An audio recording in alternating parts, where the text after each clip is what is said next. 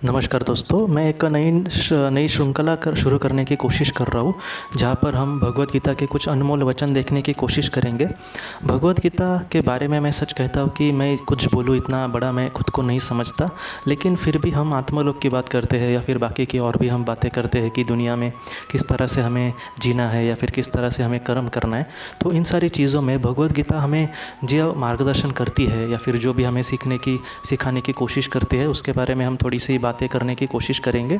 ये जो वीडियोज़ है वो बहुत ही छोटी छोटी होंगी, लेकिन मैं यही कहूँगा कि मैं ये वीडियोज़ जो है भगवत गीता को लेकर वो रोज़ सुबह 6 बजे डालने की कोशिश करूँगा यूट्यूब पर। तो जब आपको वक्त मिले तब आप ज़रूर देखना। ये सारी जो चीज़ें हैं जो भगवान श्री कृष्ण जी ने वचन कहे हैं वो हम सब के लिए बहुत ही ज़्यादा महत्वपूर्ण है। हम अगर उस राह पर चले तो हम सच कहता हूँ कि हमारे जीवन का पूरी तरह से सार्थक हो सकता है। तो आज जो हम पहला श्लोक लेने वाले हैं या फिर पहला जो वाक्य है अनमोल वचन, दूसरी एक बात आपसे कहना चाहता हूँ कि इस पर मैं अपने हिसाब से कुछ अपने को कहने की कोशिश करूँगा। जिस तरह से आत्मलोक के बारे में हम बात करते हैं तो जो वचन है उसके अलग अलग अर्थ भी अलग अलग लोग निकाल सकते हैं, ये भी हमें चीज़ मान्य करनी होगी।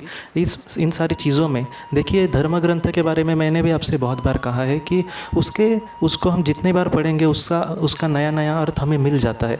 तो वैसे मुझे फ़िलहाल जो उसका अर्थ आपको कहना है मैं वो कहने की कोशिश करूँगा। मैं जो बोल रहा हूँ वही सच है या फिर उसी पर आप ध्यान दो, मैं ऐसा ज़रा भी नहीं कहता। जो अनमोल वचन होते हैं या फिर जो सर्वशक्तिमान ईश्वर या फिर जो भगवान श्री कृष्ण जैसे अवतार वगैरह जो चीज़ें कहते हैं, उसके मुझे नहीं लगता कि उनके एक ही बात का एक ही असर या फिर एक ही अर्थ हो सकता है। वो अलग अलग लोगों के लिए अलग अलग चीज़ें कहते हैं। तो हम जिस तरह से मैं आपसे कुछ चीज़ें जिस तरह से कहना चाहता हूँ वही सच है, बाकी का नहीं, ऐसा नहीं है। लेकिन हम आत्मलोक के बारे में या फिर बाकी जो बातें करते हैं उस पे हिसाब से मैं आपको कहने की कोशिश करूँगा।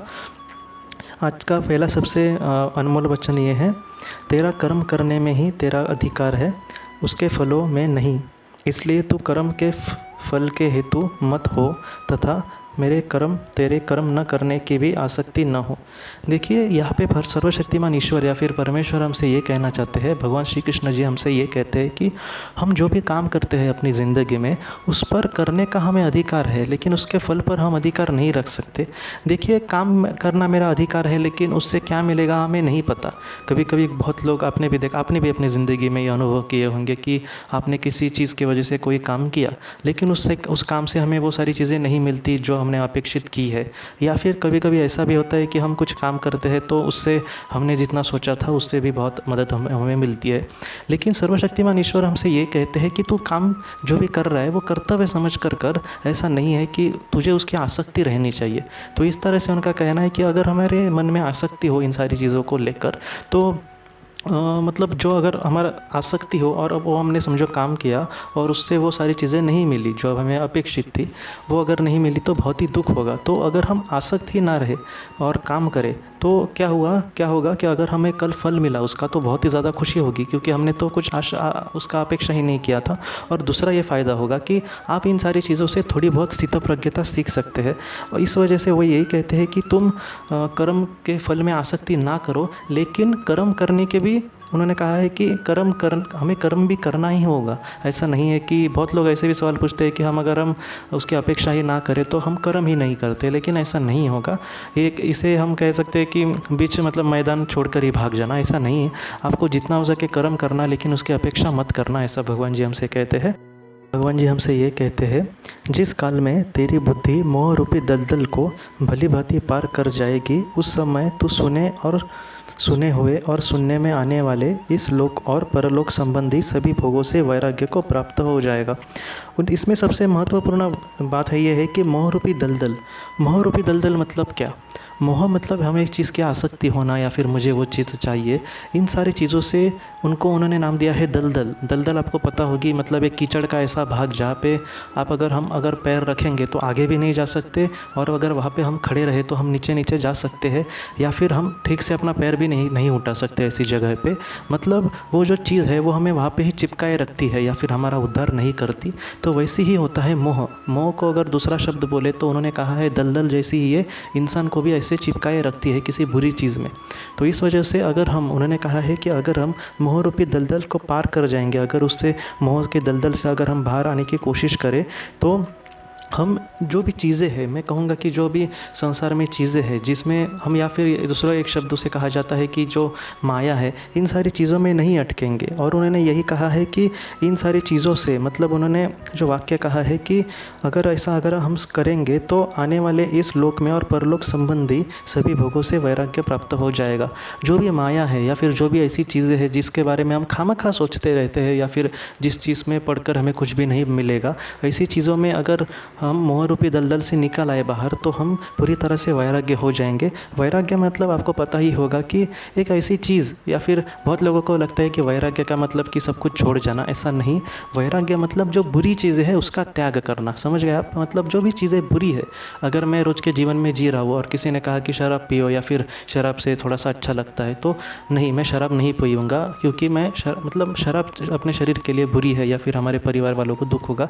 तो इस वजह से अगर कोई इंसान इस तरह से अच्छा निर्णय ले कि मैं ऐसा ज़रा भी नहीं करूँगा कोई बुरा काम, तो उसने शराब के लिए वैराग्य स्वीकार किया। इस तरह से ये शब्द है। तो ऐसा ज़रा भी ना सोचे कि वैराग्य मतलब कोई बड़ी ही चीज़ है, या फिर वैराग्य मतलब सभी छोड़ कर जाना है। वैराग्य का दूसरा मैं आपको एक थोड़ा सा सिंपल करके अर्थ बताता हूँ कि जो बुरी चीज़ है या फिर जो चीज़ें गलत चीज़ें हैं उसका त्याग करना, इसको ही वैराग्य कहते हैं। वैराग्य मतलब सभी चीज़ें छोड़कर जाना, ऐसा ज़रा भी नहीं है। बाद में हमें श्री कृष्ण जी कहते हैं कि भांति भांति के वचनों को सुनने से विचलित हुई तेरी बुद्धि जब परमात्मा में अचल और स्थिर ठहर जाएगी, तब तू योग को प्राप्त हो जाएगा, अर्थात तेरी परमात्मा से नित्य संयोग हो जाएगा। पृथ्वी पर अगर देखा जाए तो बहुत लोग अपने अपने विचार कहते हैं। देखिए, अगर हम रोज़ के जीवन में जो जीते हैं, तो आपने अभी मैंने व्यसन की बात की, इसलिए हमें उससे ही आगे बढ़ाते हैं। तो एक इंसान मुझसे यही कह रहे थे कि व्यसन कुछ ना कुछ होना चाहिए, या फिर ये व्यसन नहीं तो ज़िंदगी में क्या मज़ा है। या फिर एक ने तो मुझे कहा कि ज़िंदगी एक ही बार मिलती है, तो एन्जॉय करो, ये करो, वो करो। देखिए, हम अगर उनकी भी बात माने, या फिर ऐसे भी अभी ये छोटी मोटी बातें हैं, लेकिन कुछ लोग तो आपके सामने ऐसी भी बातें कहेंगे कि उनकी बातें हमें पूरी तरह से सच भी लग सकती है। तो मैंने उस वक्त यही सोचा था कि जो महापुरुष है, उस वक्त मेरे सामने चित्र आया था, वो महाराणा प्रताप का आया, छत्रपति शिवाजी महाराज का आया, और गुरु गोविंद सिंह का आया था। अभी भी मुझे याद है जब उन्होंने मुझसे वाक्य कहा था, तब मैंने ये सोचा, ये जो महापुरुष है, इनका हम आज नाम क्यों लेते हैं? क्योंकि इन्होंने जीवन में आकर वो किया जिसकी ज़रूरत थी, जिसकी उस वक्त ज़रूरत थी। अगर यही जीवन था, व्यसन करके ही टाइम पास करके एंजॉय करना है, अगर इन्होंने भी वैसा ही किया होता तो आज इनका नाम नहीं हम लेते। इन्होंने कुछ ऐसा किया कि वो जीवन उन्होंने बहुत ही, मतलब बुरी ज़िंदगी इनके सामने आई, बहुत ही मज़े में ऐसे ये नहीं जिए, लेकिन इन्होंने वो किया जो सच था। तो इसी तरह से मैं कहने की कोशिश कर रहा हूँ कि हमारा जो परम कर्तव्य है या फिर जिसकी ज़रूरत है समाज में, वैसा कुछ हमें करने की ज़रूरत है, ना कि व्यसन करके इन सारी चीज़ों में करने की। तो सर्वशक्तिमान ईश्वर या फिर मैं भगवान श्री कृष्ण जी हमसे क्या कहते हैं कि ऐसे जो लोग होते हैं, ये लोग पूरी तरह से मन को विचलित कर देते हैं हमारी। तो उनका यही कहने का मतलब है कि भांति भांति के वचन सुनने से विचलित हुई, जो ऐसे लोगों के वचन सुन के हमारी बुद्धि पूरी तरह से विचलित होती है, तो वो यही कहते हैं कि परमात्मा में या फिर ईश्वर में अगर हमारी बुद्धि हम लगाए, उसके कार्य में लगाए, या फिर ऐसा कुछ काम करें जिससे उसको सुख प्राप्त हो, तो ऐसे व्यक्ति की जो बुद्धि है वो स्थिर हो जाएगी और तुम योग के प्राप्त हो जाओगे। देखिए, योग मतलब कुछ अलग कुछ करने की ज़रूरत है, या फिर कुछ तुम ज़िंदगी कुछ और ऐसे तरीके से जियो लोगों को इस तरह, ऐसा ज़रा भी नहीं है। रोज़ की हमारी ज़िंदगी जीतते हुए, हमारे परिवार को संभालते हुए, हमारा काम करते हुए भी हम योग को सिद्ध हो सकते हैं।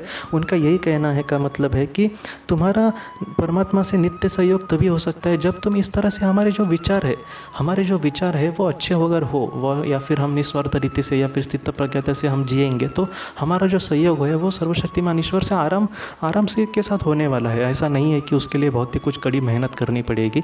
आपका रोज़ का जीवन जीते समय ही आप अपना बहुत ही अच्छा विकास कर पाओगे, सर्वशक्तिमान ईश्वर से एक रूप होकर आप ज़िंदगी जी सकोगे। तो आज के ये 3 वचन थे दोस्तों। अगर अगले भाग में हम और 3 वचनों को लेकर देखेंगे। आज के इस भाग को लेकर अगर आपके कोई भी सवाल हो तो आप ज़रूर पूछें, मैं उसका ज़रूर जवाब देने की कोशिश करूँगा। हम अपनी अगली वीडियो में मिलते हैं, तब तक आपका बहुत बहुत शुक्रिया।